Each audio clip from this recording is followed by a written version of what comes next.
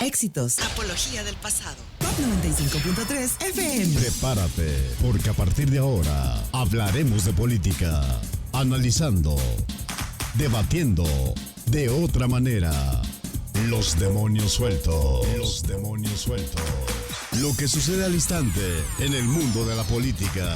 A partir de ahora, los demonios sueltos. En la voz de Leo González y Samuel Ponce. Los demonios sueltos. ¿Qué tal? Estamos en una emisión más de Los Demonios Sueltos, tarde de jueves, el último de esta semana, ya huele a fin de semana. Para los demonios, para nuestro productor, seguramente mañana le tocará trabajar, ni modo. Un saludo a Alexis Arratia, que está en los controles, que es nuestro productor de este programa. Y como todos los días, bueno, como de todos los días, de lunes a jueves, Samuel Ponce Morales, co-conductor de este programa. ¿Qué tal, Samuel? Buenas tardes a todos. Y como todos los jueves, Betty Rojas, quien es aquí editora, trabajadora de Primera Plana MX. ¿Qué tal? Muy buenas tardes. También de todo un poco. todo, ¿No? ¿Qué tal, Betty? ¿Qué tal? Hay un tema interesante que es el asunto, los últimos acontecimientos en torno a la consulta de la revocación de mandato. Interesante lo que está sucediendo. Hay cosas que son en polémica últimamente en base a la decisión de la Suprema Corte de Justicia de la Nación, en donde deja ya definido que el Instituto Nacional Electoral va a hacer esta consulta con los recursos que tiene. Si esto dice que sean menos casillas a instalar, lo va a hacer. Si no, las casillas contempladas, pero va a ser en función de los recursos que tenga. Y lo cual aquí se da, yo diría, un manotazo a ese asunto. Entonces queda claro ya que el INE va a hacer... En abril habrá revocación de mandato, nos guste o no. Yo estuve siempre en contra, he estado en contra. Creo definitivamente que es un ejercicio completamente innecesario, sobre todo porque el presidente goza de una aceptación y de una aprobación muy amplia en el país. Entonces, como para qué, la revocación de mandato es cuando le quitas la confianza, o sea, cuando ya no tienes confianza en tus autoridades. En estos momentos, pues él goza de mucha aprobación, un ejercicio completamente innecesario. El día de hoy le dedicó gran parte de la mañanera al tema, dice que la revocación de mandato es un ejercicio para quitarle poder a los políticos que ya no gozan de la confianza. Insisto, es un ejercicio innecesario, costoso, oneroso completamente. Estamos hablando de más de 4,000 millones de pesos, 5,000 más o menos. El INE está diciendo que nada más se va a gastar 3,000 y con lo que es un ejercicio que yo diría que tienen que empezar a impulsar quienes consideran que en este caso el presidente está haciendo un mal papel. Ellos son los que tienen que impulsarlo, sino los que creen que están haciendo un buen papel. Entonces ahí es una cuestión que se debe de dirimir posteriormente. Ahorita ya es palo dado, ni Dios lo quita, se va a hacer. Se va a hacer. Y bueno, pues Betty. Pues me coincido con usted, me parece que ya cae hasta en el absurdo, porque es el mismo partido político del presidente el que está promoviendo, le cambió el nombre, le llaman ratificación de mandato, eso no existe en la ley, no es una figura real, no necesita ratificar el mandato porque ya lo está ejerciendo. Y pues va a ser todo un show, va a costar muchísimo dinero, pero además pareciera que hay una intencionalidad ahí de denostar al INE, por eso no se le da el recurso necesario a la mera hora si no se tiene la participación que se requiere o si algo sale mal.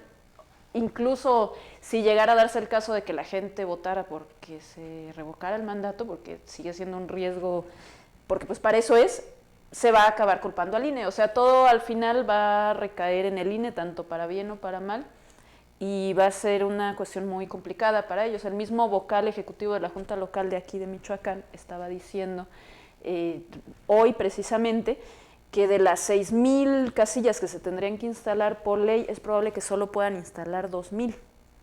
O sea, una tercera parte. Sí.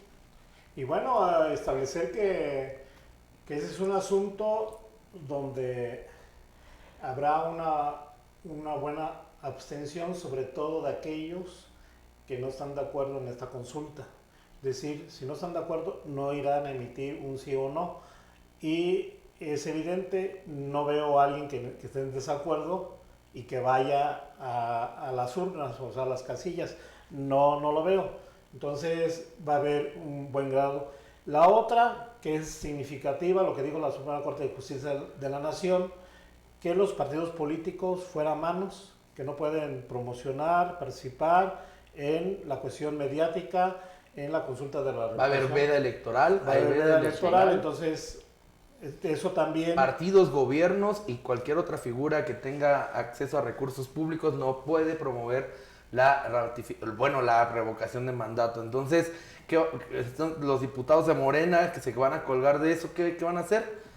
No, sí tienen mucho que hacer, pero ya se limita más, se acota en demasía esta, digamos, de la difusión horizontal para que la gente acuda a la consulta, a votar o a emitir. Y el único que puede promover la consulta es el INE. El INE tiene toda la carga, por eso debe ser muy cuidadoso, porque también no puede ser tan mezquino, es un decir, en acotar la difusión cuando pueda hacerlo de manera horizontal, digo, con los recursos que tiene, ¿no?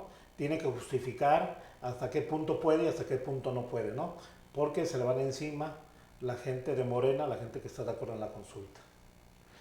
A ver, yo entiendo esta parte, finalmente llegó a la Suprema Corte la pregunta, ya está en la ley, o sea, y está en la ley porque Andrés Manuel López Obrador controla absolutamente el legislativo, lo controla a conveniencia y se notó, o sea, finalmente pasó por la Cámara Baja, se ratifica en la Cámara Alta. El tema de la revocación del mandato se me hace, insisto, completamente innecesario, pero ahora llegó hasta la Suprema Corte pudo acotarlo completamente y no lo hicieron. Entonces eso habla también de que el presidente de la República controla todos los poderes del Estado y ahí se está notando el tema de la revocación de mandato, insisto, completamente innecesario, recursos públicos que deberían de utilizarse para otras cosas.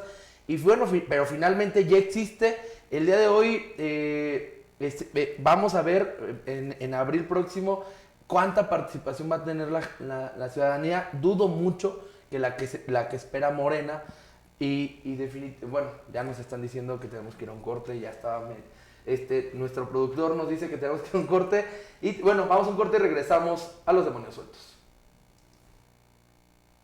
En un momento regresamos. Los Demonios Sueltos.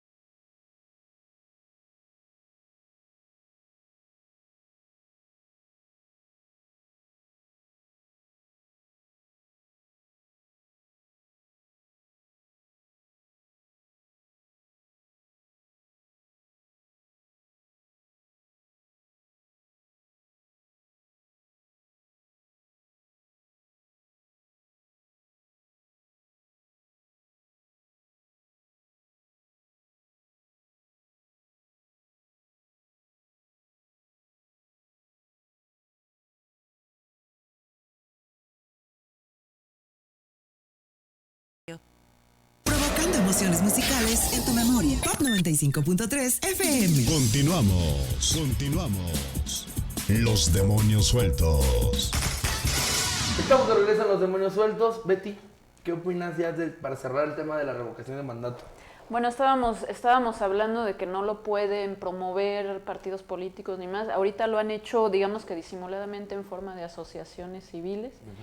creo, como ustedes, que no va a haber mucha participación, pero también creo que finalmente se va a culpar al INE por ello, porque no se van a instalar todas las casillas que se deberían instalar, pero a la vez el INE no lo puede hacer porque no tiene el recurso para hacerlo. Entonces va a ser una cuestión muy polémica, se va a hablar mucho de esto, al final va a salir mal. Digo, sí, es como con la consulta para el enjuiciamiento a los expresidentes, o sea, de por sí la gente no tiene mucho interés en salir a votar, y si te dicen que además la casilla donde tienes que ir a votar está en otra colonia, pues realmente no creo que vaya a tener mayor participación, porque además no va a cambiar nada.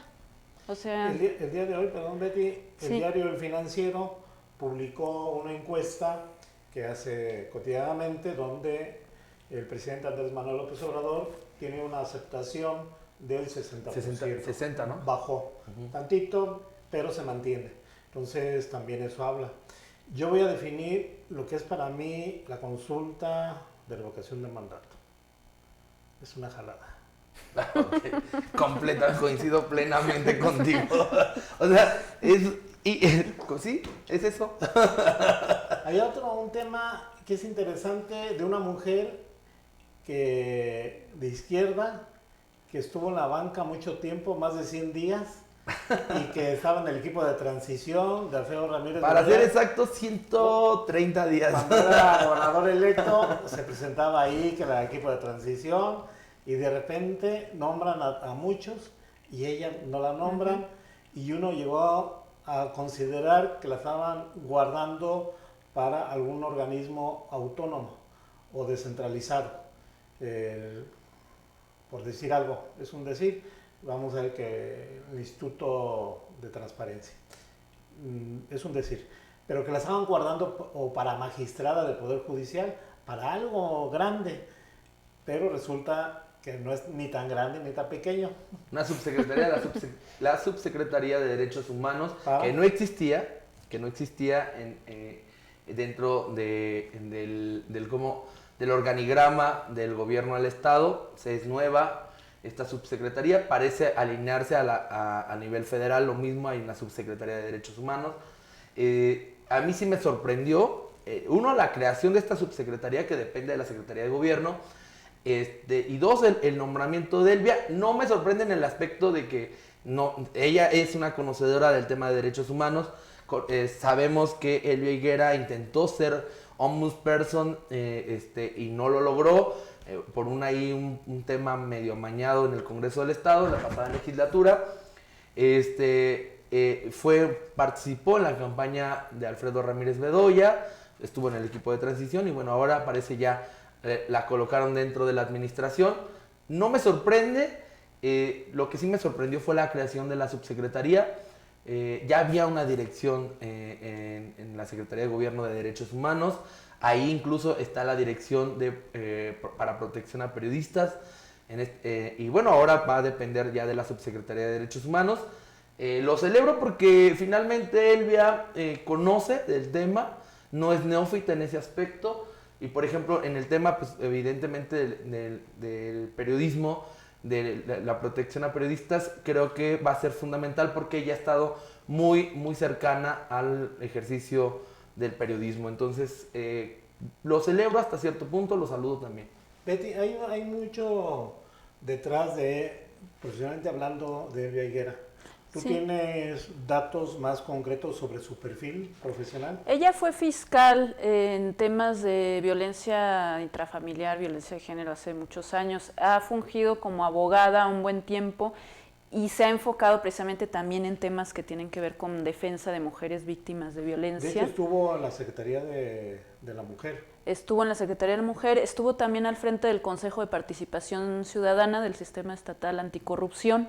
Y como comentaba Leo, ella estuvo estuvo dentro de la terna para la Comisión Estatal de Derechos Humanos, y se decía que era la carta fuerte de Morena, pero al final pues es cuando el famoso embarazo de urna, que ya se andaban los diputados casi golpeando entre ellos, que se contabilizaron 44 votos, que empezaron a decir ahí mismo los diputados, a los reporteros que estábamos presentes, que lo que pasa es que no se había acordado bien la repartición de espacios dentro de esa comisión, que se habían acordado tantos puestos para tal partido, y lo dijeron así cínica Tal y cual, fríamente, ¿no? Y que Morena primero había declinado de tener un cargo y después había dicho que siempre sí querían, y bueno, finalmente fue un asunto político que poco tenía que ver con ella y con su perfil. Ella decidió salirse de esa contienda. Yo tengo otra teoría, haciendo un paréntesis, de que su tema pro aborto, ella es activista feminista, y que finalmente los grupos de derecha al interior del Congreso, auspiciados por una parte de la Iglesia Católica, también fueron fundamentales en la decisión. Esa es una de mis teorías. Se habló de eso también, sí. Porque de hecho ella, la entrevista que le hicieron, traía el pañuelito verde en la muñeca, y había una diputada del PAN entre los diputados que la estaban entrevistando, entonces parece que le molestó ese símbolo, y también ahí hubo toda una serie de cuestiones, ¿no? Que también pudo haber influido, claro. Elvia es una mujer que siempre ha abogado a favor de los derechos humanos, pero enfocada principalmente hacia las mujeres. La lucha contra la violencia de género es una de sus banderas. Ella da asesoría, dependiendo, pero mayormente gratuita, a las mujeres que han sido objeto de violencia familiar, y les da una asesoría que las puede llevar del principio al final. Un ejemplo, les piden un divorcio, lo tramita, le da seguimiento, y hasta, si es posible, gestiona que sean protegidas para que no vuelva a ser violencia intrafamiliar. Entonces, digamos que tiene el perfil adecuado, y tiene, aparte del perfil, porque hay que decirlo, una cosa es tener perfil y la otra la sensibilidad para tomar el cargo y hacerlo valedero en el buen sentido, ¿no? Valedero en hacer una buena función. Entonces, como dice Leo, yo sí lo celebro totalmente, no a medias. Lo de la Subsecretaría de Derechos Humanos, yo creo que no nos debe sorprender tanto, porque hay que recordar que el gobernador está alineado, o se está alineando muchas veces en las políticas, en cuestiones de gobierno, ¿no? Entonces creo que por ahí va el asunto. Sí extraña ese tipo de subsecretaría. El perfil es de los perfiles que tienen ahí. Entonces, de hecho, hay pocos perfiles interesantes y adecuados en subsecretarías. Entonces, pero bueno, ese es uno de ellos. Por último, ya nos quedan un poquitos minutos. La CENTE sigue haciendo lo que quiere. Bueno, en estos momentos no. Me sorprende a mí la actitud de Alfredo Ramírez Bedoya, no sé ustedes, en el aspecto de evitar que no tomen las vías, específicamente en Uruapan, en Calzoncin. Ellos apoyados también por un grupo indígena, la Policía Michoacana apoyada por la Guardia Nacional, que estamos hablando ya de una coordinación muy estrecha con el gobierno federal para este tipo de acciones. En la capital michoacana también la Policía Michoacana está haciendo varios operativos para evitar la toma de vías y la toma de avenidas. Entonces, una actitud completamente distinta a lo de hace unas semanas, que en donde se les dejó hacer lo que querían. En esta ocasión parece tener el mando el gobierno del estado, al menos así se percibe. Su opinión, van 4 días de operativos constantes contra la CENTE. Nada más que hay que decir que la demanda de la CENTE, Poder de Bases en específico, es una demanda nimia, es una demanda, yo diría, como un tipo vacilada. Quieren imponer en el área de educación indígena a uno de sus integrantes, porque lo han hecho en administraciones pasadas. Este gobierno dice que no, y bueno, ya comentábamos que deben poner un tercero en discordia, porque yo veo la única solución, poner un tercero en discordia, y el que está ahorita, el que nombró el gobernador Alfredo Ramírez Bedoya, reubicarlo, poner otra gente. O sea, ¿tiene que ceder el gobierno? Negociar a lo mejor. No cede totalmente, porque al final, eso no se llama ceder. Se puede ceder parcialmente, que es diferente, pero no. ¿Ceder? Se puede ceder, pero no ceder. Dialogar. O sea, ¿se cede o no se cede? Al momento de quitarlo, está cediendo a sus pretensiones. Negro, no. Entonces, No, porque su demanda es tajante de aquellos. Quitarlo. Quitarlo y Y ellos poner a alguien. poner a alguien. Ser el gobierno en quitarlo, pero no en que se imponga el de la gente. O sea, cede a medias, sí, pero cede. Sí, parcialmente. Bueno, en las decisiones de gobierno siempre tiene que haber un consenso para evitar precisamente estos choques que siempre van a ser lamentables. A mí lo que me llama la atención es que con la anterior administración nunca hubo un respaldo de las fuerzas del orden federales para evitar este tipo de bloqueos, y hubo meses en que duraron las vías del Tren Tomadas. Se pidió ayuda a la federación dijo que de ninguna manera se iba a reprimir, entonces sí lo decían como reprimir a los manifestantes, y ahora pues sí se ve un respaldo fuerte. Sí, la Guardia Nacional en Uruapan es mayor que la Policía Michoacán, entonces pues también parece el cambio de abrazos no balazos ya cambió. Es una versión de carácter política lo que se dio antes de este gobierno. Claro sí, ¿no? que sí. Se nota Claro mucho. que sí. Llegamos al final, nos escuchamos el próximo lunes. Seguramente Samuel nos tendrá una sorpresa el próximo lunes con el invitado de los lunes. Les deseamos un excelente fin de semana. Esto fue Los Demonios Sueltos. Que tengan una excelente tarde. Llegamos al final. Es tiempo de encerrarlos.